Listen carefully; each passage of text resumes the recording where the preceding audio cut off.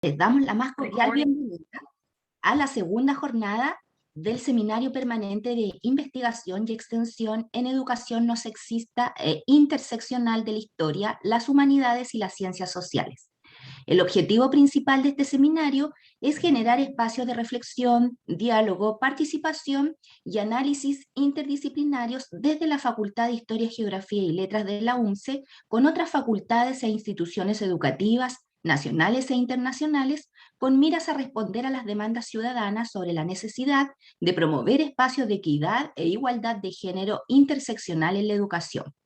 Por ello, el valor de contar con la participación de profesionales de diversos ámbitos, docentes de educación superior, del sistema escolar, directivos y docentes de centros de prácticas de la UNCE y también estudiantes de colegios y liceos de nuestro país, porque el sentido de transformar nuestras prácticas solo será posible en la medida en que todos, todas y todes seamos partícipes de estos espacios de participación y reflexión colectiva.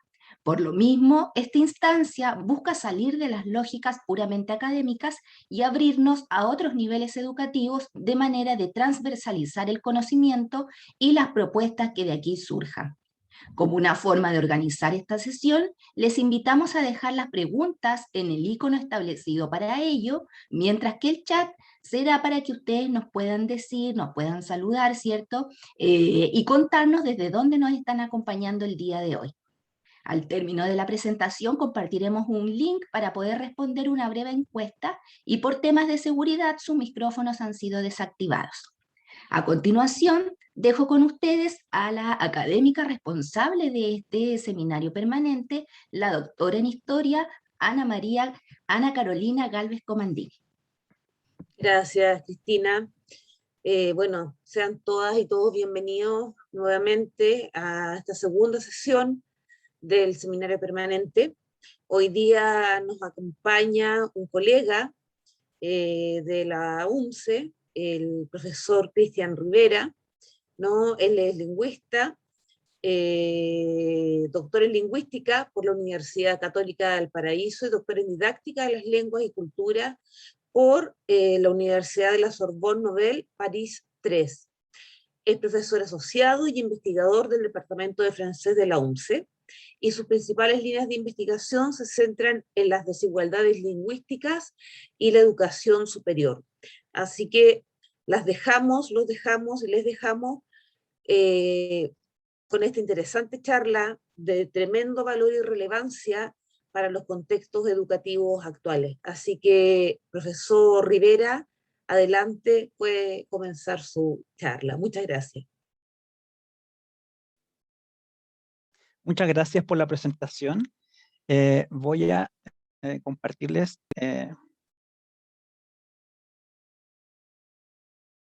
un PowerPoint que me servirá de apoyo para mi presentación.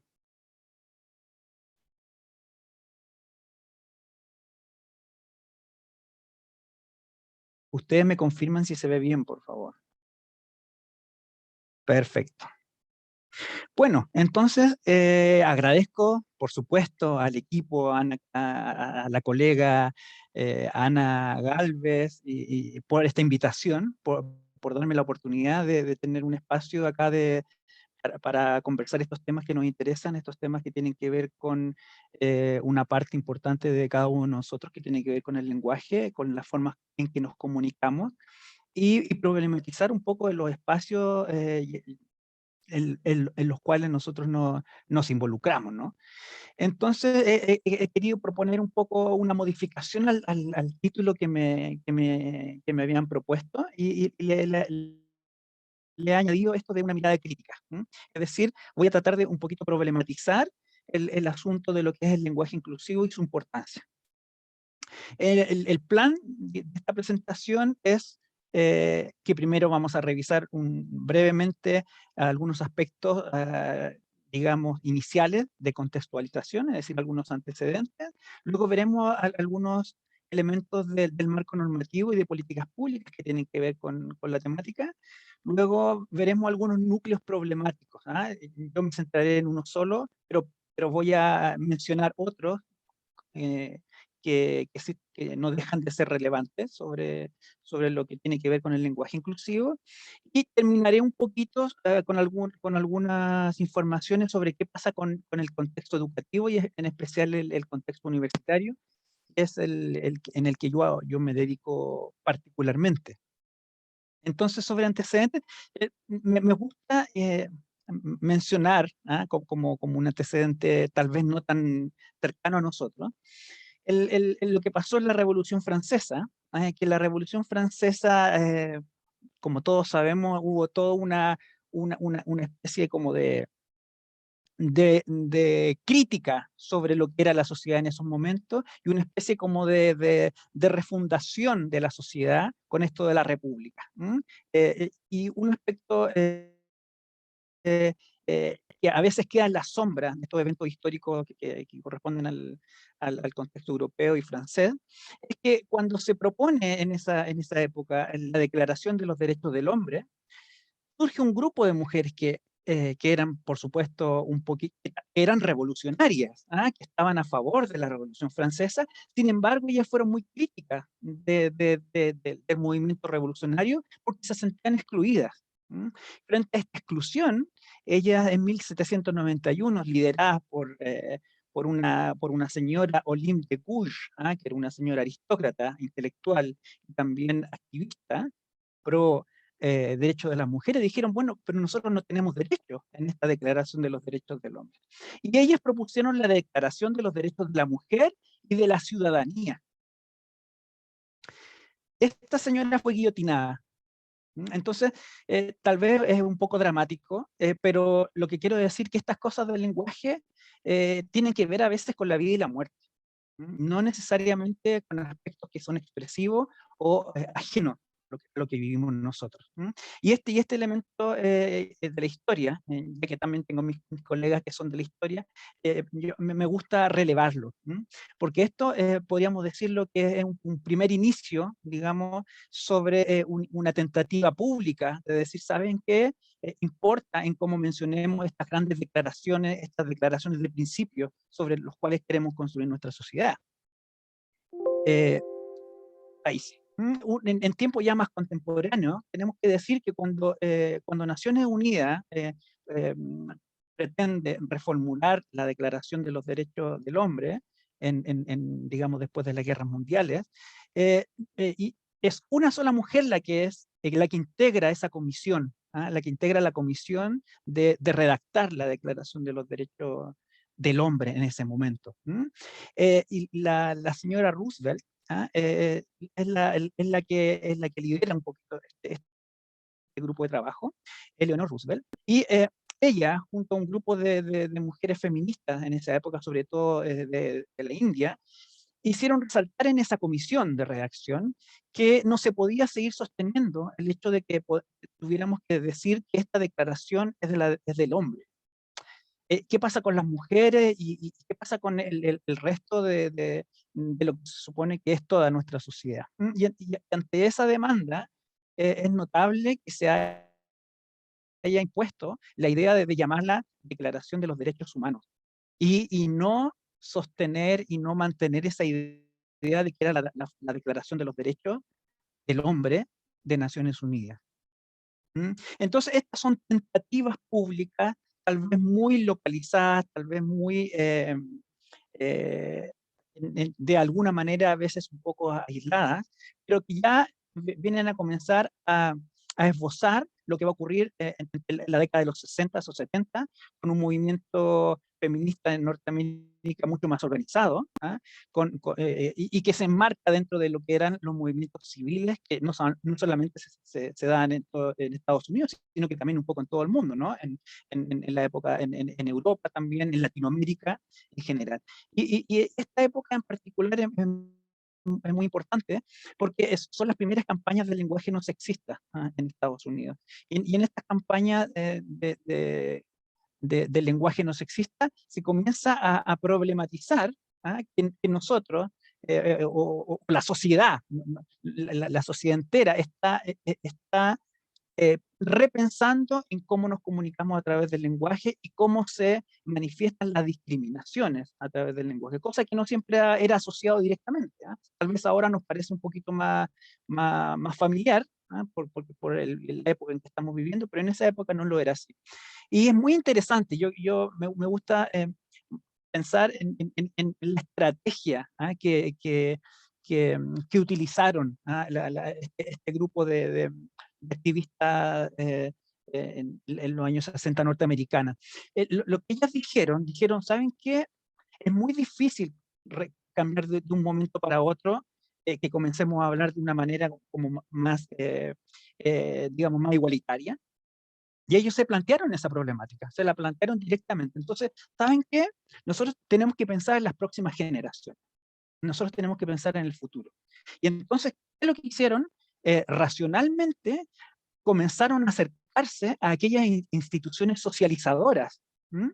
Es decir, encargadas de la educación de la población en Estados Unidos. Entonces, se acercaron particularmente a la Asociación de Profesores de Inglés, que es la que está, yo la tengo aquí, tengo la sigla, NOTE. Se acercaron a grandes editoriales internacionales, no solamente norteamericanas, como la McGraw-Hill, Macmillan, que nosotros conocemos porque también se editan libros en español acá en Chile, y se acercaron a la Asociación Americana de Psicología, que tal vez conocemos sobre todo por las normas APA, ¿no? Las que se utilizan. Pero estas instituciones adhirieron inmediatamente a esta campaña del lenguaje no sexista y comenzaron a introducir dentro de sus normativas los principios de igualdad.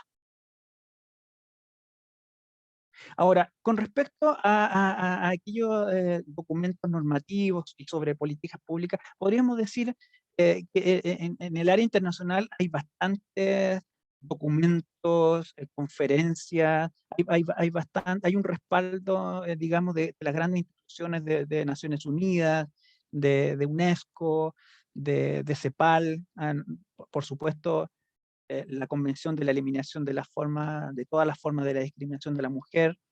eh, y aquí yo quiero, sin embargo, en todos esos documentos no se explicita del todo sobre la forma de comunicarse. Salvo, yo quería nombrar este documento que es de la Unión Europea, del Comité de Ministros del Consejo de Europa, notas el nombre, Comité de Ministros. Sin embargo, en este documento se explicita que uno de los artículos, en el artículo 1, promover la utilización en la medida de lo posible de un lenguaje no sexista.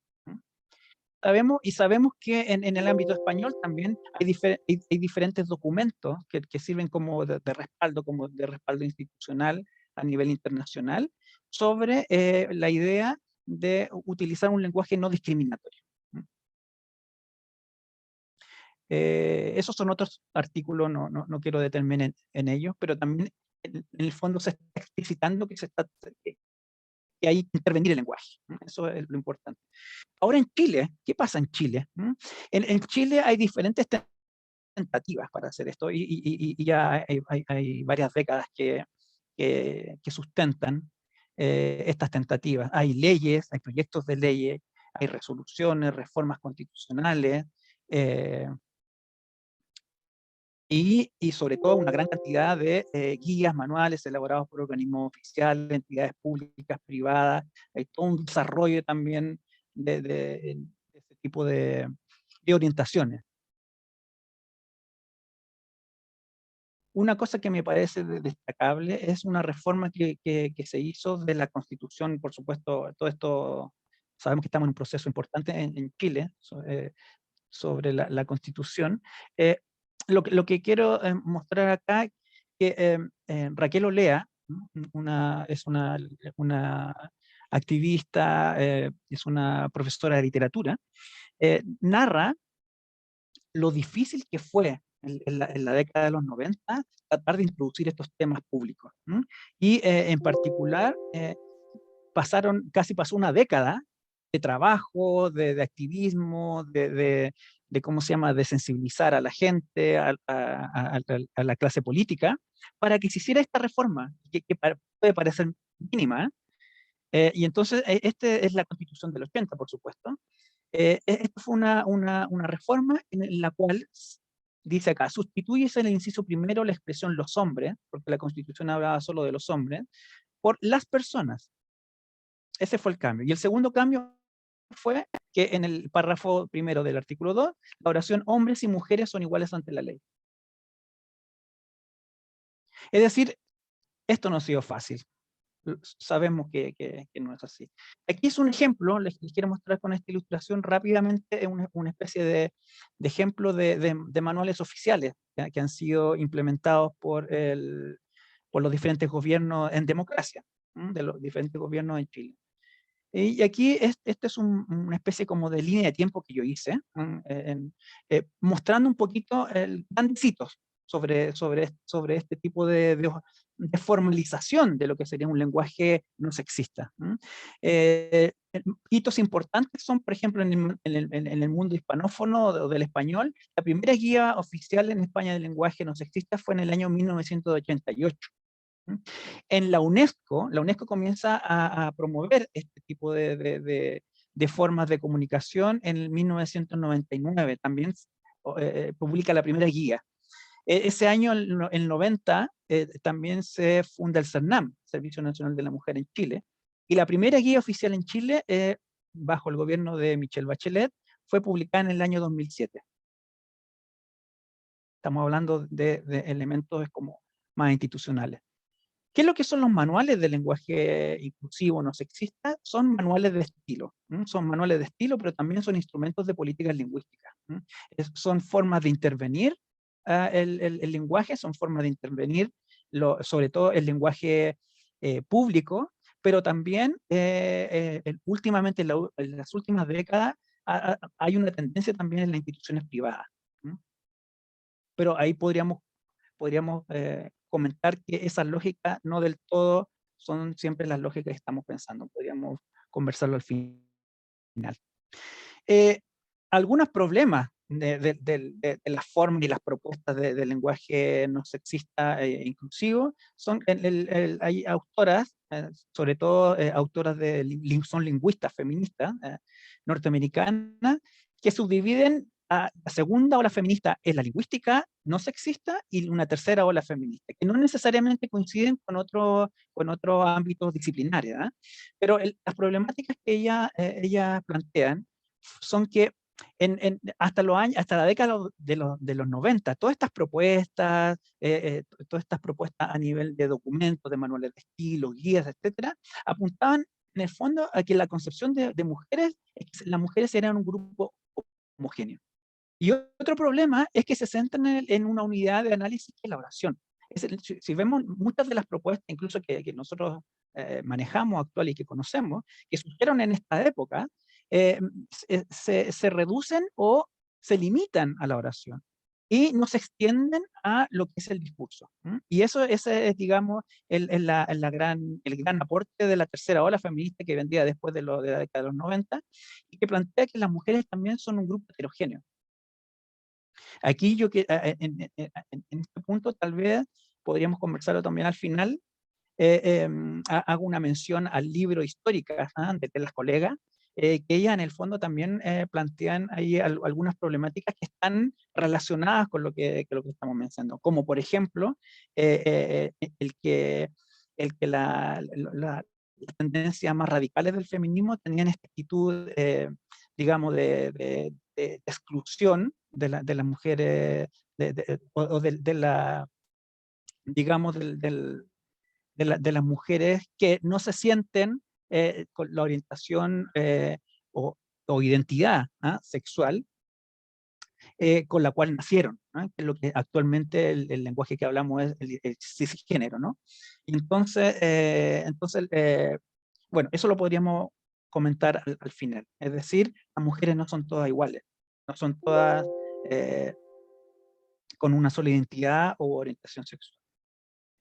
Como me refería anteriormente, hay varios asuntos problemáticos sobre lo que es el lenguaje inclusivo. De hecho, la misma terminología.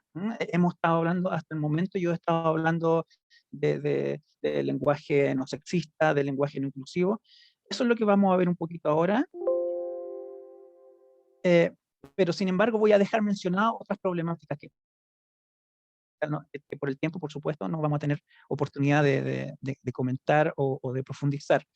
Algunas problemáticas son: ¿qué es el lenguaje inclusivo? ¿Qué estamos hablando? ¿Cuál sería esa genealogía en la cual estamos tratando nosotros de inscribirnos? ¿Qué propuestas de lenguaje inclusivo son efectivas, no son efectivas? ¿Cuáles son las estrategias? ¿Mm? ¿Todas funcionan? ¿Algunas sí? ¿En qué contexto?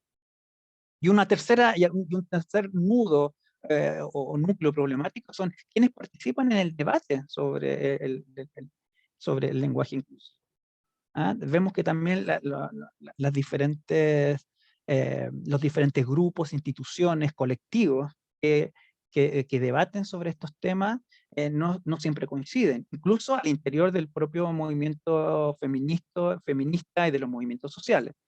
Entonces es importante también quién habla, quiénes están hablando a través de estas propuestas y de estas orientaciones.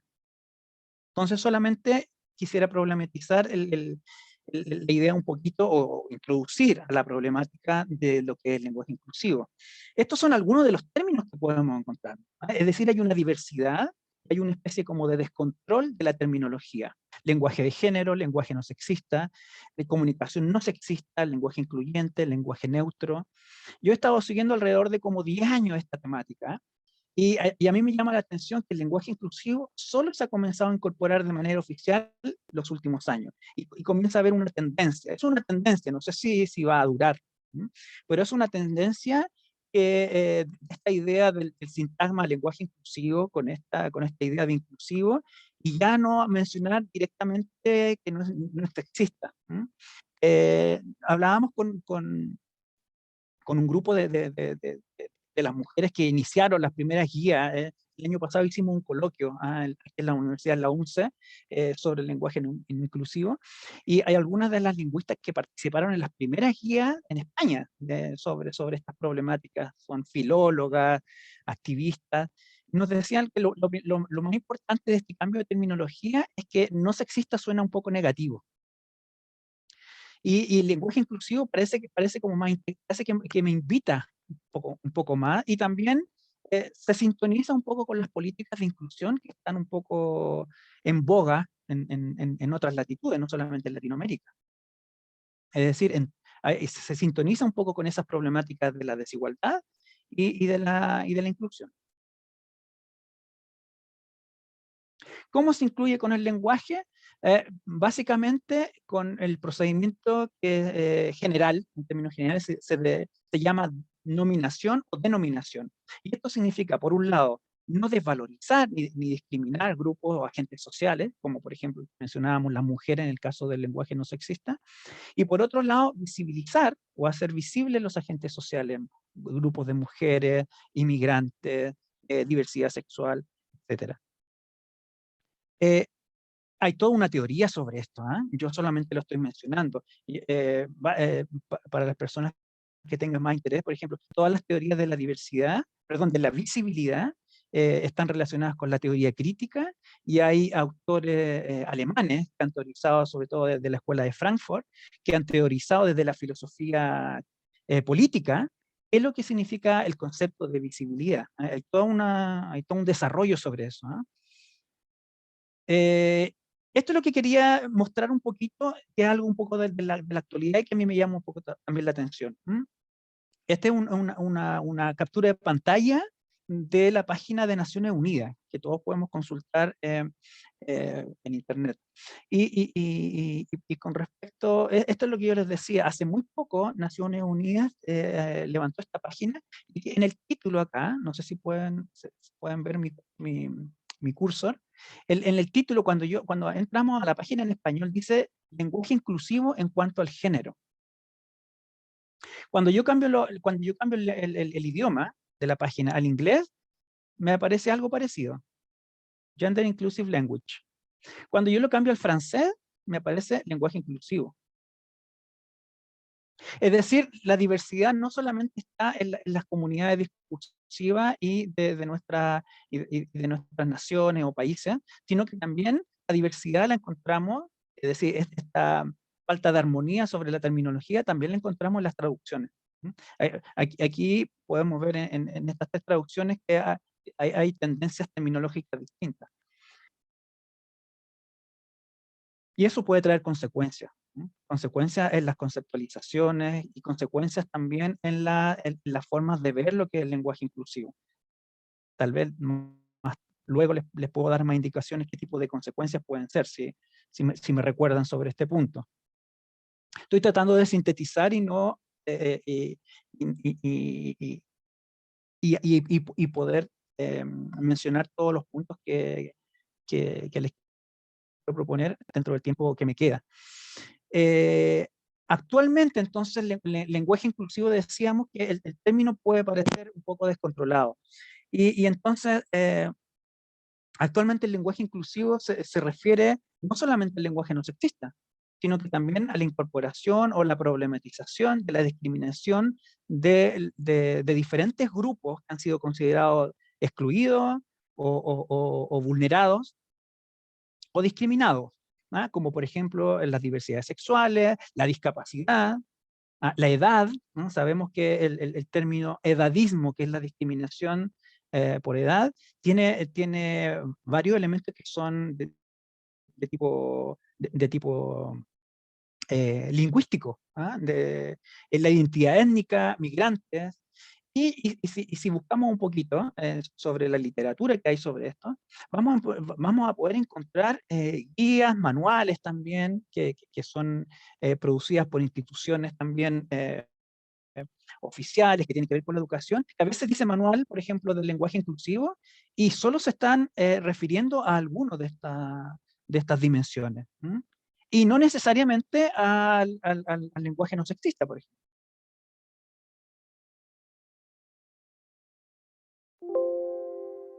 El contexto educativo y universitario. Eh, yo planteo sobre el contexto actual eh, que hay una especie de revitalización de estos debates, ¿no? Estos debates que no son nuevos. Y a veces, por ejemplo, hay fórmulas, hay temáticas que se han propuesto como que son contemporáneas, es decir, que son de ahora, que son de estos últimos años, son debates que vienen de hace mucho tiempo.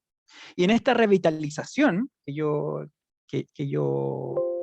considero sobre la temática, sobre la problematización, sobre el problema del lenguaje inclusivo, en particular en Chile, eh, em, tiene que ver con la convergencia, por un lado, de procesos que tienen que ver con la inclusión, la transversalidad de ciertas políticas a nivel institucional y a nivel de las universidades públicas. ¿M? Aquí en esta imagen yo puse transversalidad e inclusión UNCE, porque me estoy refiriendo particularmente a la Universidad Metropolitana de Ciencias de la Educación, pero pensándola en que está inserta dentro de un sistema universitario público, ¿no? Y que de alguna manera todas las universidades han ido en esa dirección. Y sin duda, por supuesto, el año del feminismo en Chile, el año 2018, donde estas conversaciones, estos debates, estas demandas, que son de décadas, también comienzan a tener diferentes tonos. Vemos, si seguimos ampliando un poco el contexto actual, vamos a ver que también hay otros elementos que van a ir, que van a desembocar, digamos, en esta convergencia de momentos. Tenemos el movimiento Me Too, lo que ha sucedido también en Estados Unidos y en Europa sobre la discriminación de las mujeres, sobre el acoso sexual, por un lado, y lo que viven nuestros vecinos también, ¿no? La Argentina también ha sido muy interesante lo que ha pasado allá y los sentidos del lenguaje inclusivo que se han adoptado, que muchas veces tienen que ver con el morfema E, el que escuchamos siempre, el todes, el este morfema E que pasa un poquito a representar o a ir a intervenir el lenguaje para no mantener esta idea de la binariedad, ¿no? Que es muy criticado en nuestras lenguas, particularmente como el español y otras, el francés también. Entonces, en esta convergencia de factores que yo estaba mencionando, vemos que aparecen los protocolos contra el acoso sexual, las oficinas de género, los planes de prevención de la violencia de género, el nombre social para las personas y adopción del lenguaje inclusivo en universidades, ¿no?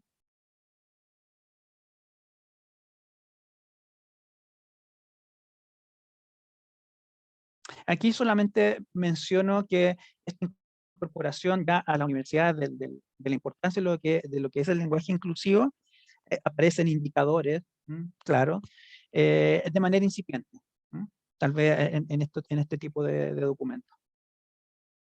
En otras universidades se ha adoptado como una especie como de convención la posibilidad de que las tesis, por ejemplo, no solamente se promueve que la investigación se utilice un lenguaje que no tenga sesgo ni de género, ni de discapacidad, ni de los diferentes elementos que hemos mencionado antes, sino que también se abre la posibilidad de que se escriban tesis doctorales de magíster con un lenguaje no inclusivo.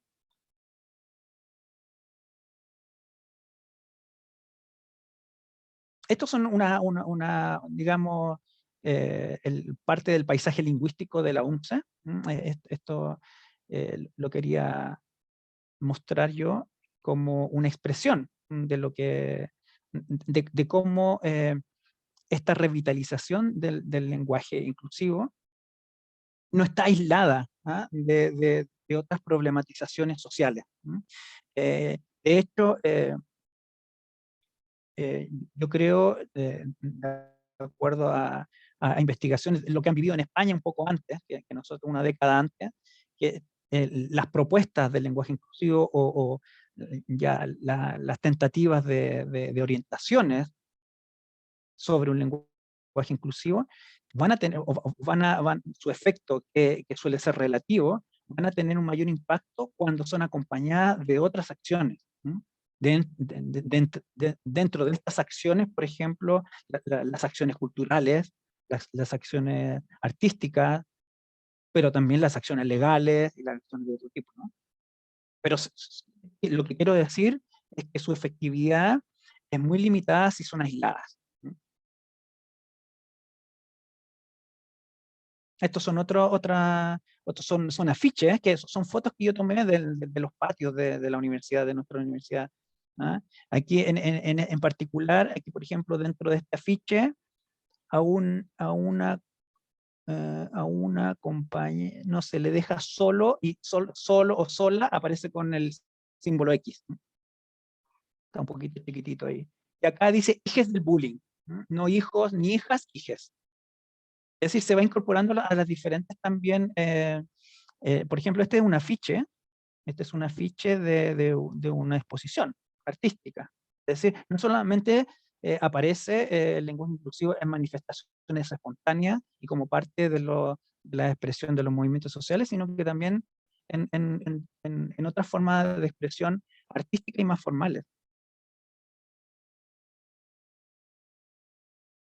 Esto quería aquí mostrar también, valorizar el trabajo de trabajos de titulación finales a nivel universitario. Esta es una noticia que yo tomé de la página de la UNCE.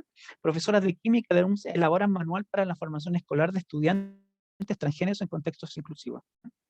Es decir, la problemática del lenguaje inclusivo, que en otra digamos, tradiciones, como por ejemplo en el contexto europeo, en Francia, en España, es toda una línea de desarrollo científico también, ¿no? La lengua, el lenguaje y género son líneas de desarrollo también científico y, y comienzan a ser también en nuestro contexto, comienzan a ser introducidos estos temas como temas también de trabajo universitario y científico. Bueno, y hasta aquí yo dejo mi presentación. Quiero ser quiero ser, y justo sonó mi reloj de los 30 minutos, quería ser puntual para, por supuesto, privilegiar la conversación, ¿ah? Y acerca de algunos de los elementos o puntos que tratamos acá, y le agradezco desde ya su atención. Muchas gracias, Cristian. Creo que quedan muchos puntos por profundizar de lo que presentaste.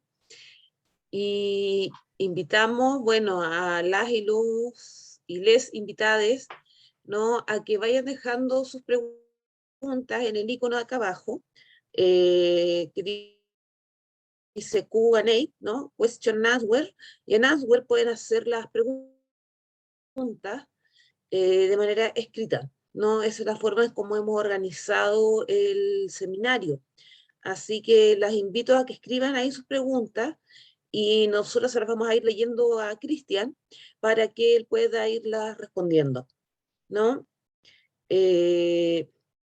Bueno, señalar que ciertamente la temática del lenguaje inclusivo o no sexista, ¿no?, es una temática que se retomó con mucha fuerza, como decía Cristian, en el 2018, gracias al movimiento feminista, a la ola feminista que hubo en Chile, a las oficinas de género, ¿no? Y contarles que como universidad estamos, bueno, promoviendo no solamente a través de este seminario, sino que, como también decía Cristian, a través de nuestras tesis de pregrado, tesis de doctorado, la misma oficina de género, ¿no? Ha promovido institucionalmente líneas para poder generar una política institucional vinculada a la igualdad de género. Bien, no sé si profesor Jo, usted va a ser el encargado de leer las preguntas, los comentarios. Sí, ningún problema. Voy a comenzar con un comentario. Aquí Catalina dice, en la escuela he escuchado que muchos y muchas estudiantes han comenzado a llamar lenguaje no binario. Y Verónica Rubio pregunta, ¿qué tan aceptado es hoy en el trabajo científico de tesis, investigaciones y publicaciones el uso de la E? Por ejemplo, IG, sujetes, estimades. Gracias. Perfecto. Entonces hay dos preguntas en una, ¿no? La primera, con respecto a me parecía al morfema E, era sobre el morfema E. ¿Me podría repetir la primera, que me quedé pensando en la segunda, perdón, Sí, Jorge? en la escuela he escuchado que muchos y muchas estudiantes han comenzado a llamarle lenguaje no binario. Es el primero. Perfecto, perfecto, sí. Sí, interesante ese punto. ¿Por qué? Aquí yo tengo una opinión bien personal, les tengo que decir. Como yo le mencionaba, hay un uso un poco descontrolado de lo que, de lo que quiere cuando se habla de lenguaje inclusivo. A veces el lenguaje inclusivo se está refiriendo, por ejemplo, a incorporar un lenguaje no discriminatorio para la discapacidad. Yo lo he visto, de hecho, por ejemplo, aquí tengo un ejemplo de un documento del Ministerio de Educación. Seguramente ustedes lo conocen, discriminación en el contexto escolar, y al final hay diferentes elementos, también instrumentos eh, que definen la discriminación, y al final dice el lenguaje no inclusivo y se refiere a la discapacidad. Entonces, ahí lo que está, el lenguaje inclusivo eh, parece despertar distintas representaciones. Ese es el punto. Por un lado. Y por otro lado, en esa problemática como de diversidad de referentes, en el fondo, hay diferentes referentes con respecto al término lenguaje inclusivo. Y eso es normal, les quiero decir que es normal en los procesos, en los procesos de incorporación sobre todo de terminología que tratan de abordar problemáticas y una realidad. Sabemos que esta realidad y la problemática de la discriminación es compleja, y la terminología trata de adaptarse un poco, y a veces es difícil, ¿no? A veces no es afortunada, no es afortunada. Así, para responder a la pregunta del lenguaje no binario, también puedo decir, entonces, por un lado, el lenguaje no binario parece ser una especie de explicitación que cuando estamos hablando del lenguaje inclusivo, tiene que ver con las personas que no se consideran binarias, que tiene que ver con todos los grupos de la diversidad, del transgénero, como se dice, en contraposición del cisgénero, por ejemplo. Y parece ser entonces una especificación dentro del lenguaje inclusivo que tiene que ver con las personas que se consideran no binarias. Por otro lado, yo he estado, por ejemplo, he tenido la suerte de estar en encuentros internacionales y nacionales también, oficiales, ¿cómo se llama? De propuestas o de tentativas de propuesta en el sistema educativo y en el sistema legislativo en España. Ustedes saben que en España también se está tratando, hay toda una discusión de introducir el lenguaje inclusivo en la Constitución española. Son términos que también nosotros podríamos retomar en la conversación. Nosotros estamos viviendo ya la formación de una nueva Constitución. Estamos en un camino mucho más favorable. En el caso de España, las oposiciones y la resistencia sabemos que vienen de las instituciones más tradicionales, incluyendo la Real Academia Española. Pero eso es otro punto. El punto es que dentro del lenguaje inclusivo, como yo les decía en algún momento en la presentación, hubo todo un tipo de reacciones con del lenguaje inclusivo y que se mantienen. Yo lo he visto en movimientos feministas, en movimientos feministas a nivel universitario, de feministas de generaciones anteriores, no muy jóvenes, porque sabemos que el movimiento en Chile del 2018, sobre todo era universitario y sobre todo era de un grupo etario más juvenil, de una generación más reciente. Pero de generaciones anteriores yo vi reacciones que justamente se recomendaba así, tal cual, que planteaban un rechazo a esto del todes, a este del morfema E, porque el argumento era el siguiente. Lo interesante del argumento, no solamente digamos, las posiciones, ¿no? Para que tengamos un diálogo. El argumento era de que ellas habían luchado por décadas, por décadas para la visibilización de la mujer, y todo lo que estábamos hablando, sobre todo de la discriminación, del lenguaje no sexista, para que el morfema E viene ahora a ocultarlas otra vez. Y ese es ese es el argumento que tiene. Hay un grupo dentro del movimiento feminista que son más radicales y que yo lo relaciono un poquito con lo que ustedes dicen en la publicación de Histórica. Este movimiento radical que son trans excluyentes, que rechazan esta idea de que la mujer es diversa, es lo que rechazan las feministas lingüistas norteamericanas también en la segunda ola. Esto de pensar que todas las mujeres son iguales. Entonces, esta idea del lenguaje no binario yo creo que viene a desmarcarse un poco, viene a desmarcarse un poquito de esas posiciones un poquito extremas. Y yo ya lo he escuchado 2 veces en una conferencia nacional y en una internacional que se discutía sobre la Constitución. Era una cosa bien de interuniversitaria.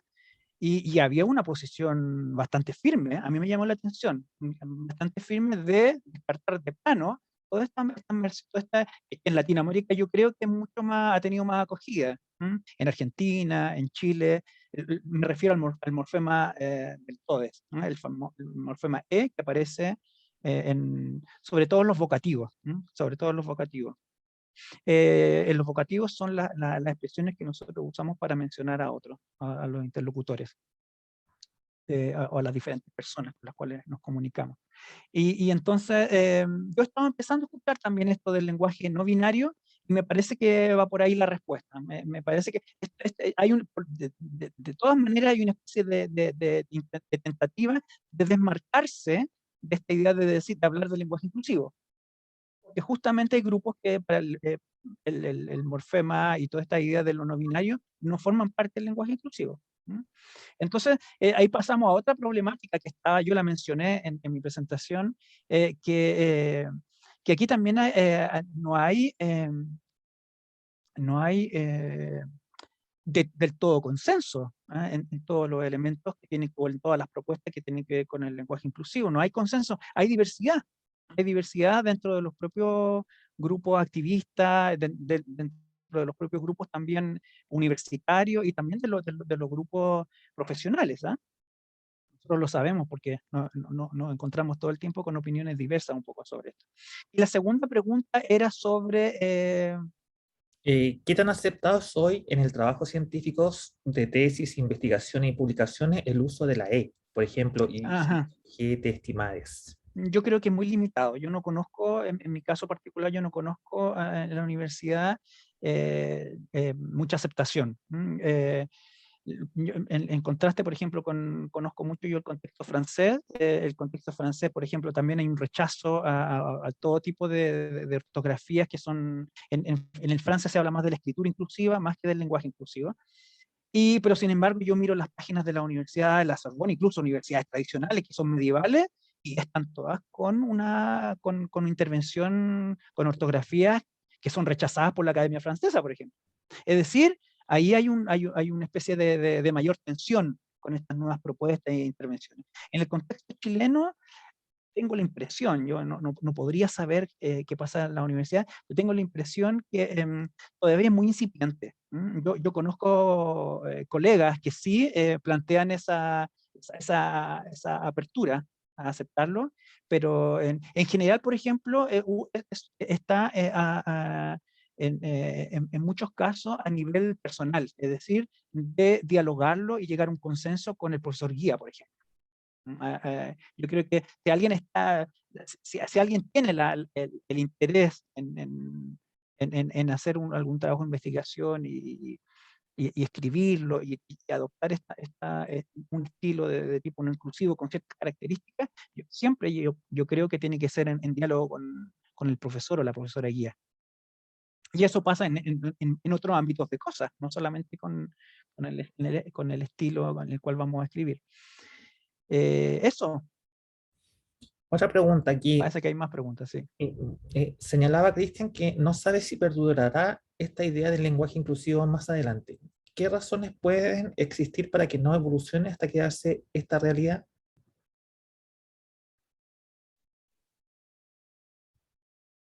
Diferentes tipos de razones. Pensando en lo más, en las experiencias que tenemos cotidianamente, por ejemplo, el nivel de resistencia que hay.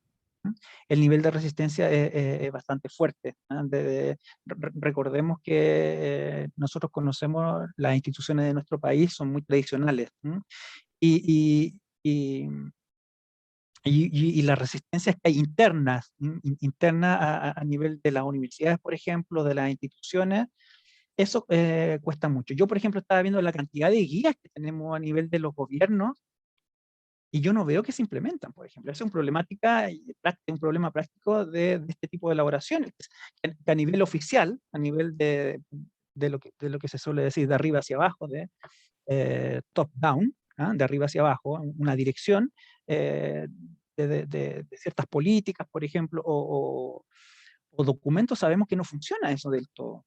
Puede haber apertura desde arriba, el Ministerio de Educación también hay, el CONICYT, antes que fuera la NID, el CONICYT también tiene una guía, sacó una guía hace como 4 o 5 años sobre el género no sexista, me parece, o inclusivo en la investigación.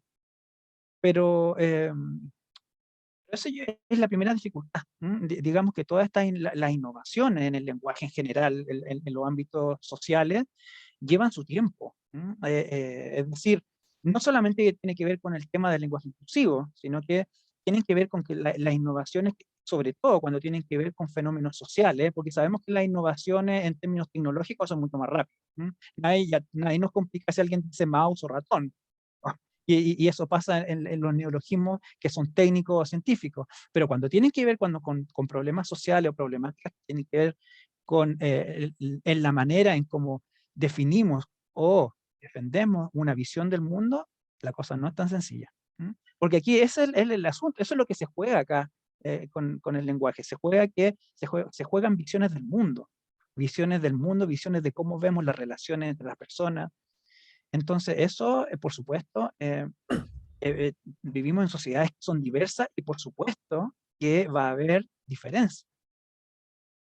Eso a nivel familiar, cotidiano, podríamos dar otras razones, ¿ah?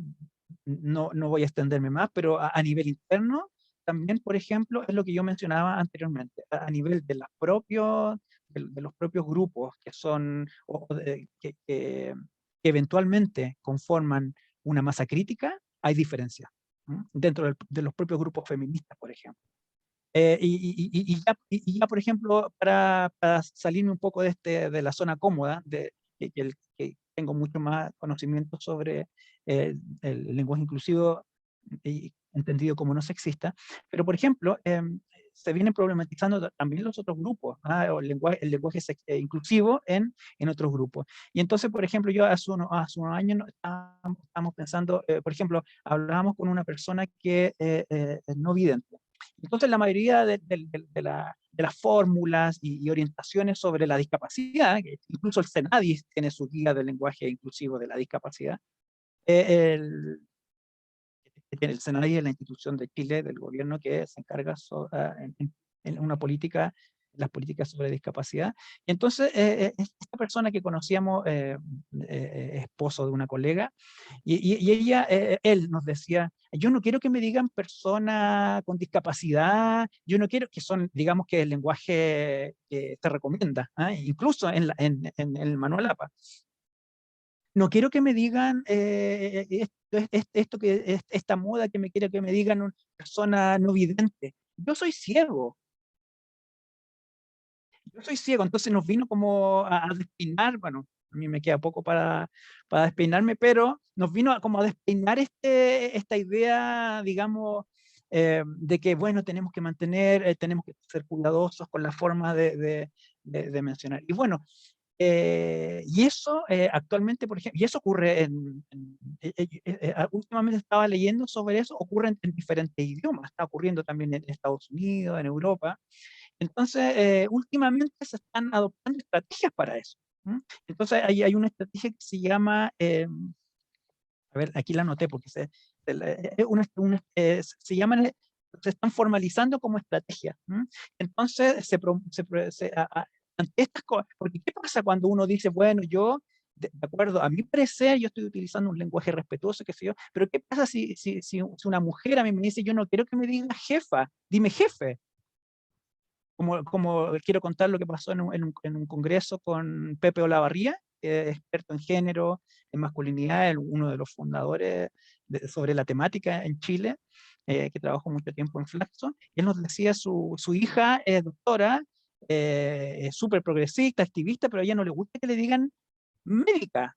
Ella dice, yo soy médico. Bueno, ahí también hay papers y artículos sobre este asunto que estoy hablando, porque estamos hablando que hay diversidad de mujeres también.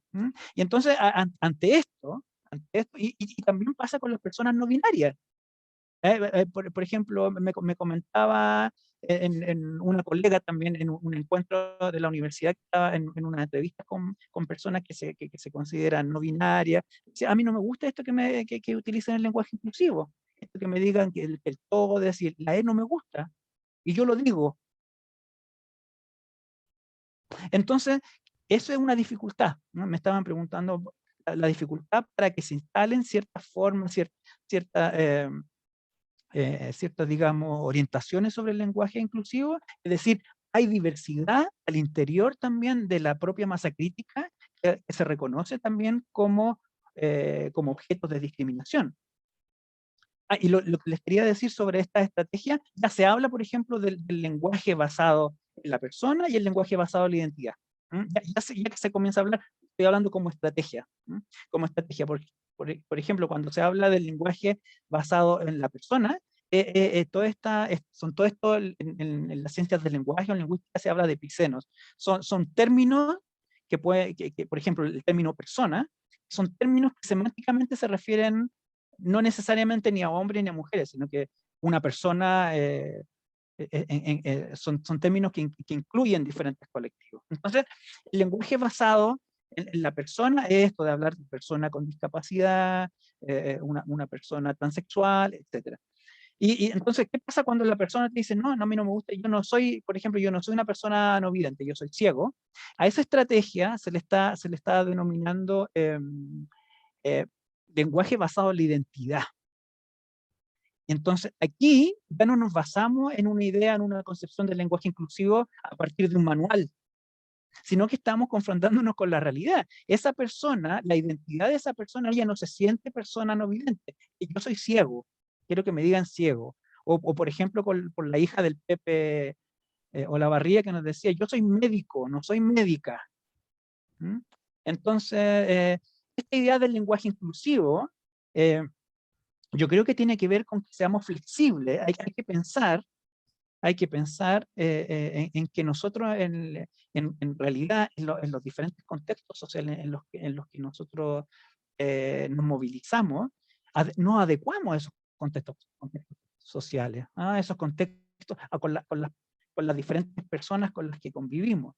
Y la idea del lenguaje inclusivo es que, a mi parecer, para que tenga una cierta pervivencia y eficacia, tiene que tener esa característica de adaptarse, de tener diferentes estrategias y asumir la crítica de las feministas de la tercera ola, como yo decía. Es decir, una cosa importante es pensar en los discursos. Y a veces no quedarnos entrampados en el pronombre, en el lo, sino que pensar en el discurso que está detrás. Y es lo que ha ocurrido, hay investigaciones en España que podemos tener un discurso que está muy bien estructurado, racionalizado, digamos, con las terminaciones en o, a, pero puede haber un discurso racista detrás de ese escrito. Entonces hay que tener cuidado con que el lenguaje inclusivo no se cristalice y se transforme en una especie como de recetario. Por eso mi idea era de plantear esta presentación con una mirada crítica. Es decir, el lenguaje inclusivo no es un listado de fórmulas, no basta. Sabemos que lidiar contra la discriminación, contra la violencia, no es algo tan fácil. Si no, ya lo habríamos resuelto. Si lo hubiéramos resuelto con un cambio gramatical, hubiera sido fácil. Pero no es así. Entonces, perdón por explayarme más con esa respuesta, pero es un tema que a mí también me fascina. Entonces, aprovecho de transmitirle ese gusto. Y aquí hay un comentario, dice, creo que actualmente la reivindicación lingüística abarca a mis identidades de género. Ya no solo se explica en términos solamente binarios, mujer u hombre, ahora se plantean desafíos desde les trans y otras formas de habitarse y habitar el mundo. Se ve mucho en los contextos escolares. Aquí hay una pregunta, dice, en el contexto de la liberación sexual y la impulsación del no binarismo, utilizar el genérico neutro puede ser contraproducente para la participación de las mujeres en la historia. En el caso de niños, por ejemplo, ¿dónde quedan en la historia las niñas y los niños?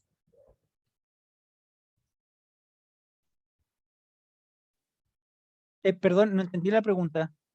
Sí, lo voy a leer de nuevo. En el contexto de la liberación sexual y la impulsación del no binarismo, ¿utilizar el genérico neutro puede ser contraproducente para la participación de las mujeres en la historia?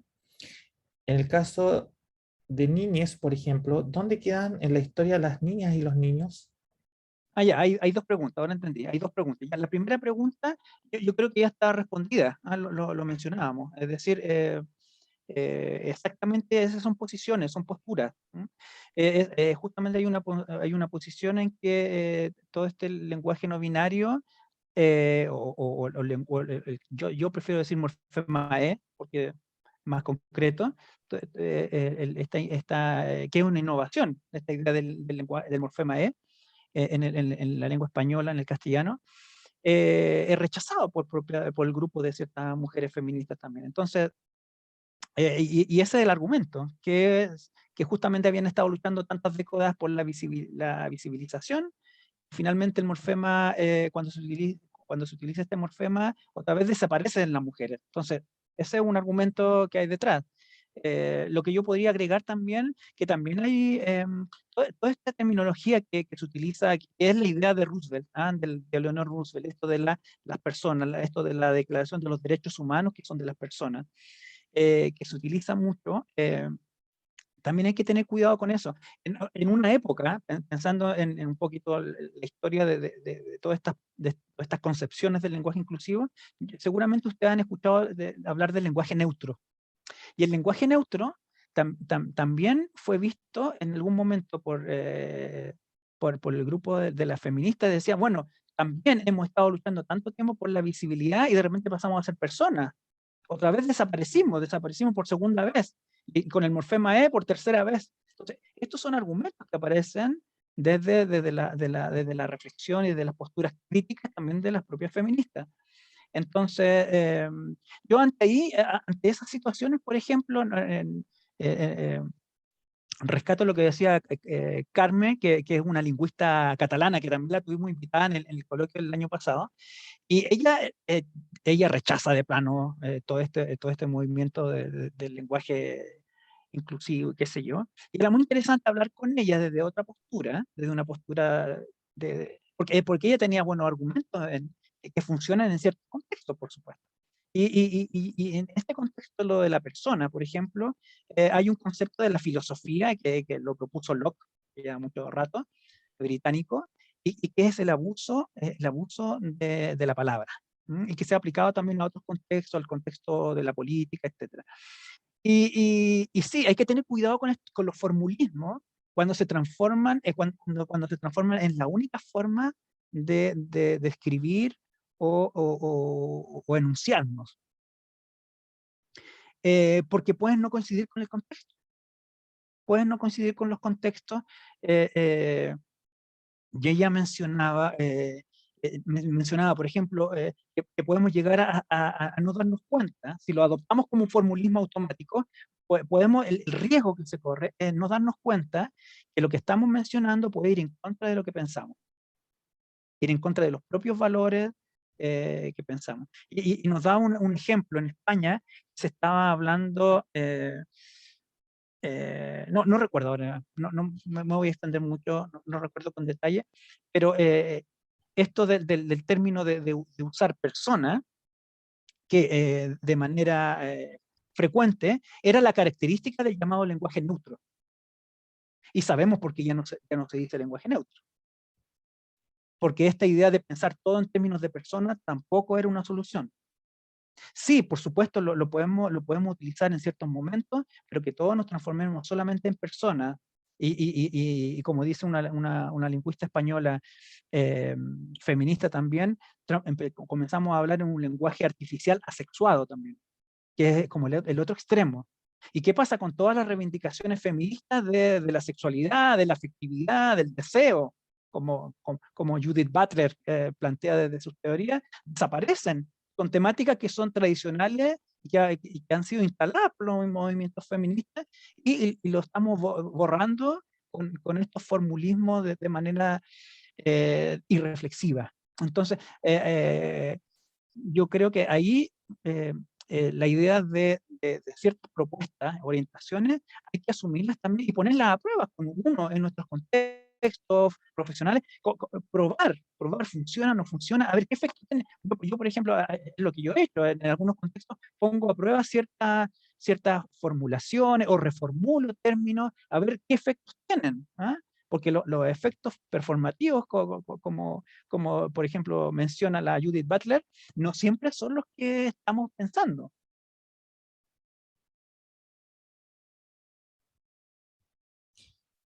¿Qué complicaciones conlleva que existan distintas traducciones del término lenguaje inclusivo?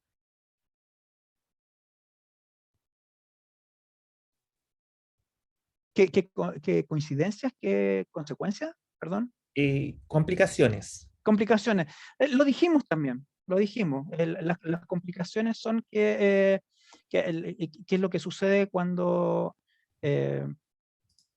lo sucede con toda situación o fenómeno complejo, cuando lo tratamos de observar, lo tratamos de analizar, lo tratamos de comprender.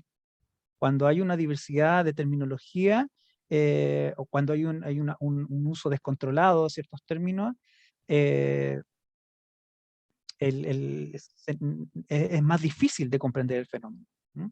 Es más difícil y a veces la terminología entrampa, como lo que lo que estábamos hablando del lenguaje neutro.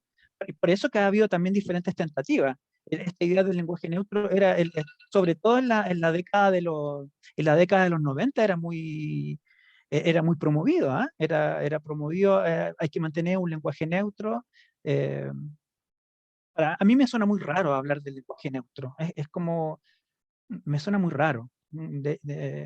Y bueno, eso fue un escollo con que se encontraron las feministas españolas en la década, a fines de la década de los 90, justamente porque era una forma de las propuestas para tratar de evitar, por ejemplo, los desdoblamientos.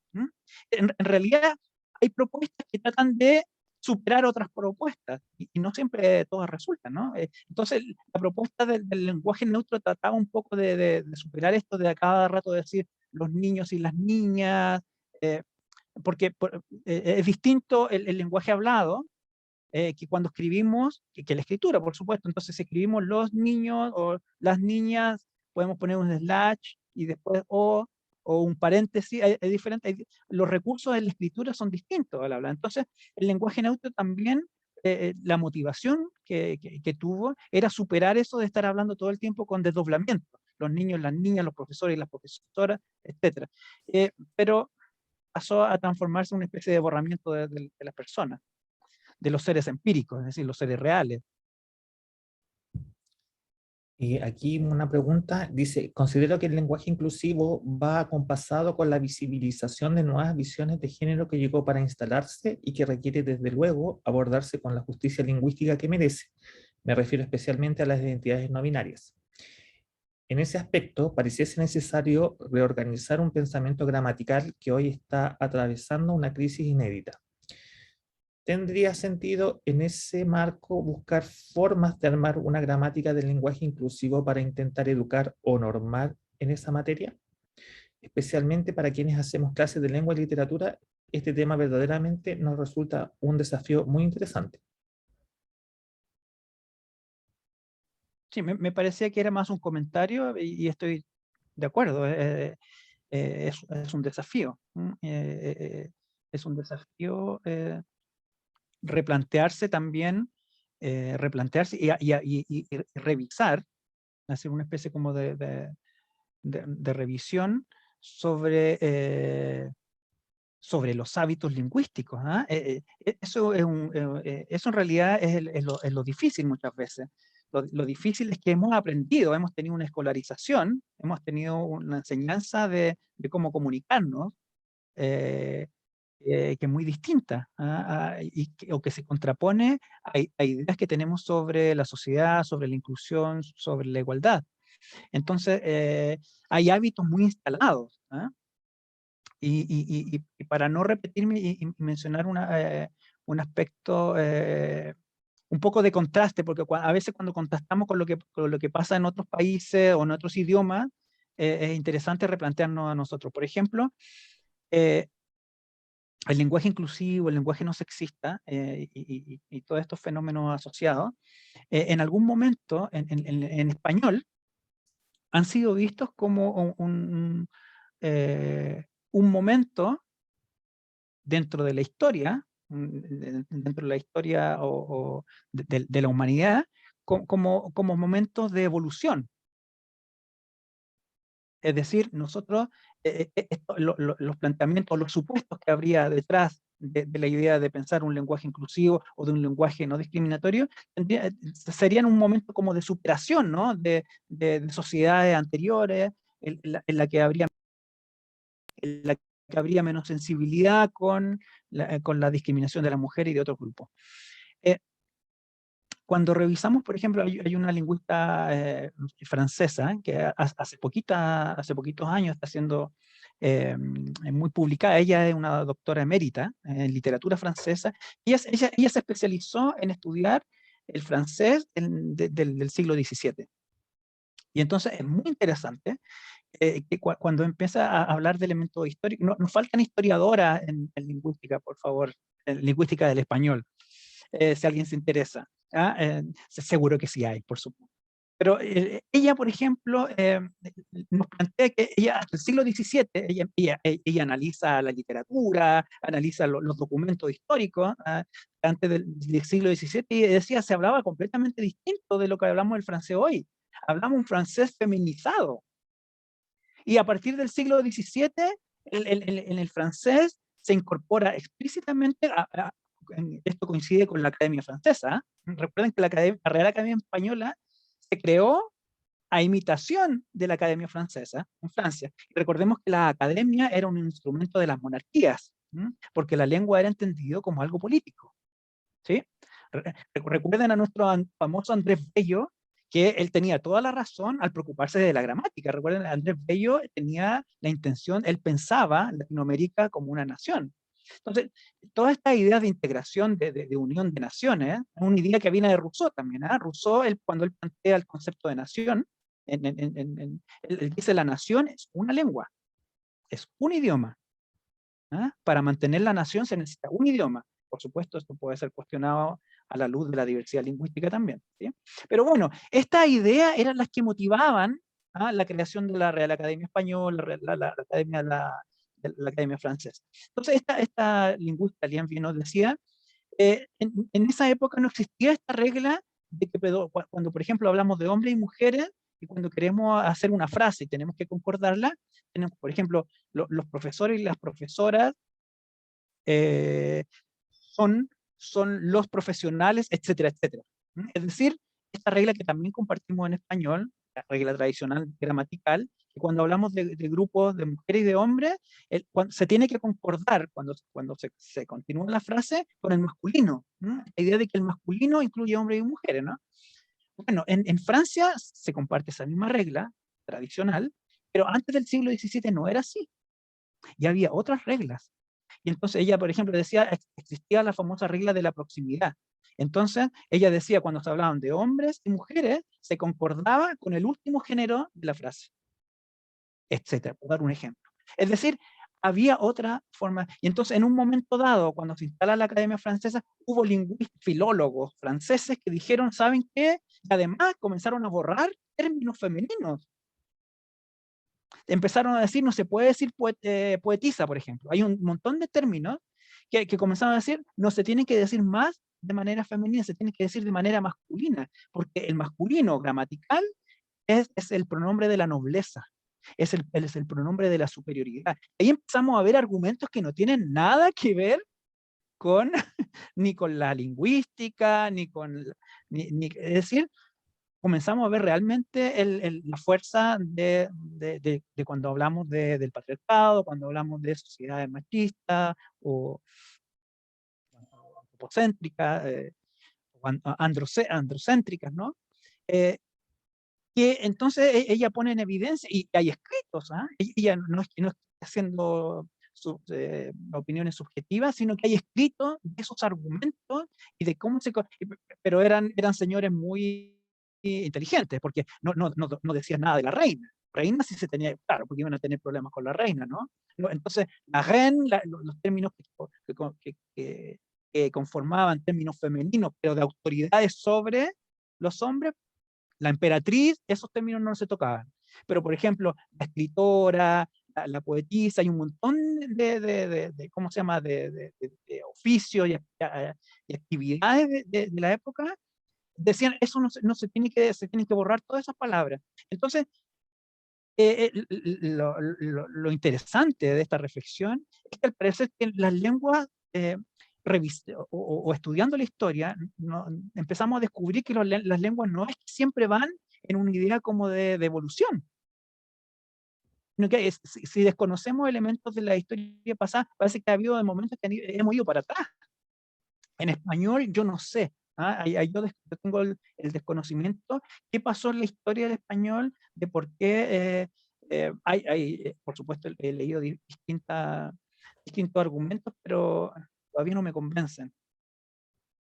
Todavía me parece que son otros presupuestos los que están siendo privilegiado en ese tipo de argumentaciones. Entonces, y esta lingüista francesa lo decía porque cuando ella habla, cuando habla de escritora, poetisa, qué sé yo, para algunos franceses les parecen neologismos. Y ella decía, esta palabra tiene siglos. Entonces, lo que ella propone en el lenguaje inclusivo en Francia es recuperar, decía, el lenguaje inclusivo en Francia se trata de recuperar lo que se perdió con este tipo de normativas en épocas monárquicas, que era más fácil, ¿no? Sabemos con dictadura que en épocas de este tipo de gobierno autoritario, totalitario, las imposiciones son de otra manera. Ok, y ¿existe o podría mencionar algún manual de lenguaje inclusivo que se ajuste a nuestro contexto actual?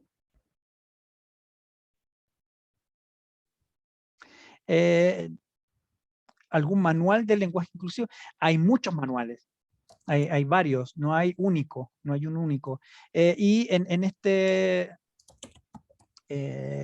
y otra vez, si nosotros vamos a entender que el lenguaje inclusivo tiene que ver con una tentativa de eliminar la discriminación en el lenguaje de las mujeres, de las personas con discapacidad, de los diferentes grupos de nuestra sociedad, hasta el momento no hay, es un trabajo por hacer.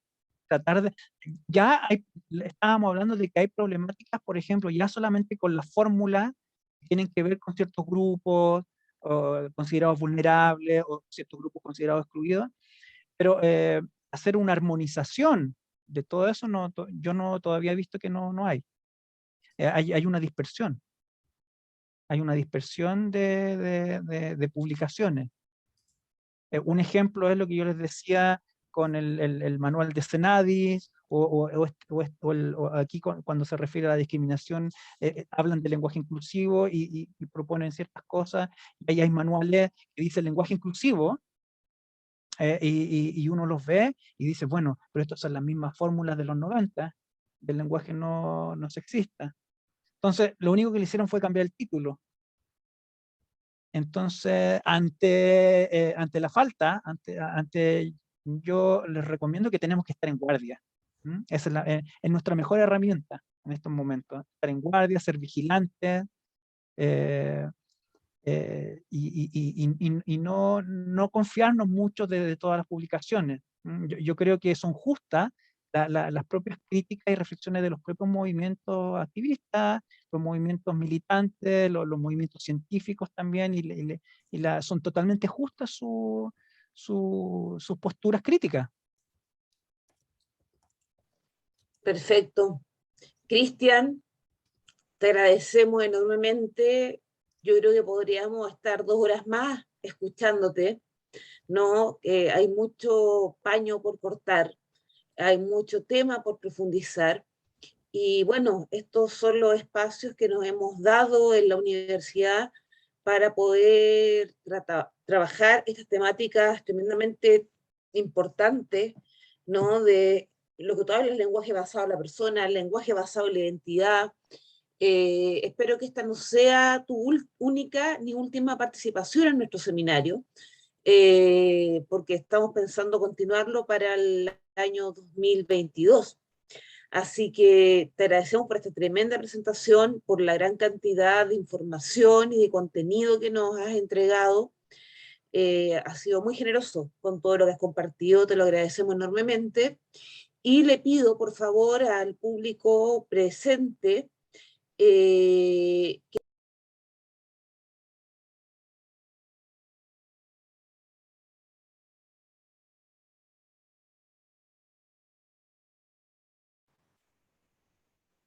Anita, hay que activar el audio.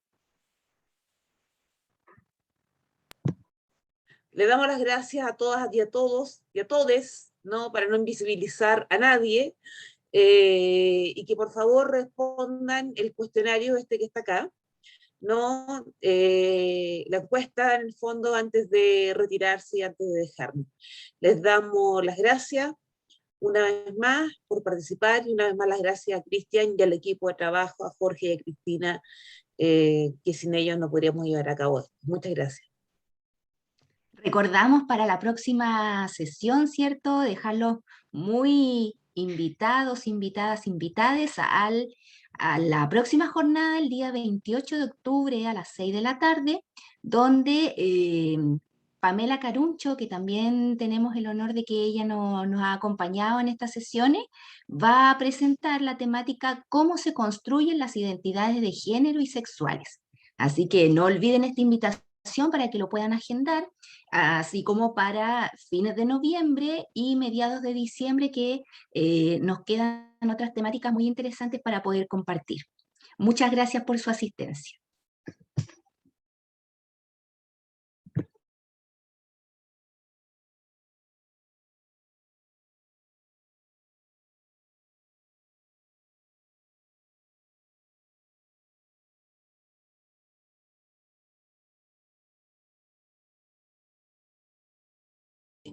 Pero que nos han demostrado que tenemos fuerza y empatía y que nuestras acciones impactan directamente en personas y territorios. Es tiempo de pensar en lo que te moviliza, lo que quieres hacer y por qué lo quieres hacer. En la UNCE tenemos el sueño de un Chile más justo, equitativo e inclusivo, que acoja la diversidad.